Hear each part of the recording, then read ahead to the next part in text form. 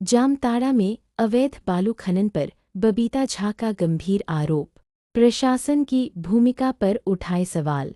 जामताड़ आए भाजपा महिला मोर्चा की प्रदेश उपाध्यक्ष सह नेत्री बबीता झा ने जामताड़ा विधानसभा क्षेत्र के धोबना गांव में जारी अवैध बालू खनन और उससे जुड़े कथित बाल शोषण के मामलों पर गंभीर सवाल उठाते हुए राज्य सरकार और जिला प्रशासन पर उदासीनता का आरोप लगाया है। प्रेस विज्ञप्ति जारी कर उन्होंने दावा किया कि क्षेत्र में लंबे समय से अवैध खनन का नेटवर्क सक्रिय है, लेकिन प्रशासनिक तंत्र इस पर प्रभावी कार्रवाई करने में विफल रहा है। बबीता झा ने कहा कि हेमंत सोरेन के नेतृत्व में महागठबंधन सरकार के गठन के बाद राज्य में अवैध गतिविधियों में तेजी से बढ़ोतरी हुई है। उनके अनुसार न केवल जामताड़ा बल्कि पूरे राज्य में कानून व्यवस्था का हाल चिंताजनक है और लूट का वातावरण बना हुआ है। उन्होंने आरोप लगाया कि राज्य सरकार ने प्रशासनिक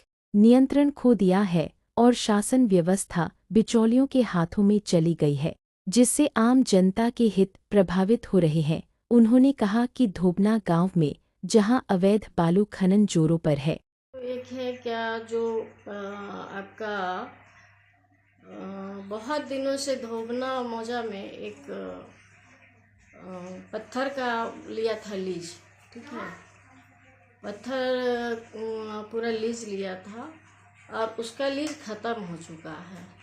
लीज लेने के बाद अगर लीज ख़त्म हो जाता है तो उस गड्ढा को जो है नियमतः भर देना चाहिए, क्योंकि 30 से 40 फीट का वो गहराई है। वो गड्ढा जो है उसमें वहाँ पे माल जाल के गिरने से और या किसी आदमी के ही गिरने से मौत हो सकती है। इस पे उपायुक्त के गांव वालों ने लेटर भी दिया था और जब उपायुक्त महोदय के द्वारा कोई निर्णय नहीं लिया गया तब फिर ये लोग मेरे पास आए और जो वहाँ पे हैं वो सिर्फ उनका काम है धमकाना चमकाना गांव वाले को। बालू नाजायज़ ढंग से वो बालू उठा रहा है, वहाँ से बालू उठा रहा है, नाजायज़ ढंग से बालू जा रहा है। धनबाद आपका बिहार जा रहा है, बालू नाव से निकाल रहा है, जो कि हमने खुद भी देखा है उस जगह पे जाके। उसके बाद वही आदमी है जो दबंगई कर रहा है, वो आदमी अपने आप को जेएमएम का नेता बोलता है कि हम जेएमएम का नेता हैं, तो पॉकेट में हम डीसी और एसपी को रखते हैं। तो एनीवे उसमें हम नहीं जाएंगे कि वो किसको पॉकेट में रखें या ना रखें, लेकिन मेरा ये कहना है कि आप जब लीज लिए, आपका लीज समाप्त हो गया, तो आप नियमतः उस गड्ढा को भर दीजिए। अगर जान जाती है इसमें तो आप पे एक्शन तो लिया ही जाएगा। इसमें पदाधिकारी भी लपटाएंगे। अगर मेरे पास आया है तो पदाधिकारी भी लपटाएंगे, इसमें कोई दो राय नहीं है। उसके बाद वहाँ पे ईटा भट्टा चल रहा है, अभी ईटा भट्टा चल रहा है और हम लोग बाल संरक्षण के लेके भी काम करते हैं, ह्यूमन राइट्स के तहत भी काम करते हैं।